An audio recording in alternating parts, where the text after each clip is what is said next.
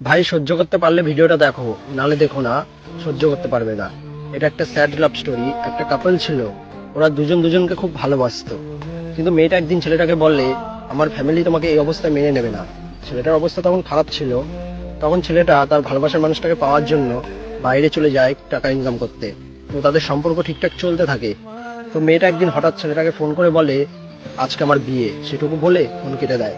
ছেলেটা তখন অনেক কান্নাকাটি করে, কিন্তু মেয়েটা কোনো কথা শোনে না। তো মেয়েটার তো বিয়ে হয়ে যায়, সে নতুন শহরে চলে যায়। তো অনেকদিন পর ওই মেয়েটা ওই ছেলেটাকে ফোন করে, কিন্তু তার ফোন বন্ধ বলে। তখন সে ভাবে, যাই তার সাথে সামনাসামনি দেখা করে আসি, দেখি সে কেমন আছে। তখন মেয়েটা ওই ছেলেটা শহরে যায়, কিন্তু ছেলেটাকে খুঁজে পায় না। তার বাড়ির সামনে ঘোরাঘুরি করে, কিন্তু ছেলেটাকে দেখতে পায় না। তখন মেয়েটা ওখান থেকে চলে যায়। তো কিছুদিন পর মেয়েটা আবার ওই ছেলেটা শহরে যায় ছেলেটাকে দেখার জন্য। তখন সে ওই ছেলেটার কিছু বন্ধুদের দেখতে পায়। তখন মেয়েটা সাহস করে ওর বন্ধুগুলোর কাছে যায়, গিয়ে জিজ্ঞাসা করে, তোমার একটা বন্ধু ছিল না, সে এখন কোথায়, তাকে দেখছি না। ছেলেগুলো তো এটা জানতো এই মেয়েটা তাদের বন্ধুর গার্লফ্রেন্ড হয়, মানে ছেলেগুলো সবকিছু জানতো। তখন জানো ওই ছেলেগুলো ওই মেয়েটাকে কি বলছে? তাহলে শোনো।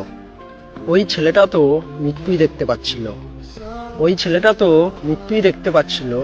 ওই দিন এত ভারী পড়ে গেছিল তোমার ওকে ছেড়ে চলে যাওয়াটা। সেদিন শুধু তুমি চলে যাওনি, আমার বন্ধুও চলে গেছে। শুধু পার্থক্য এটাই,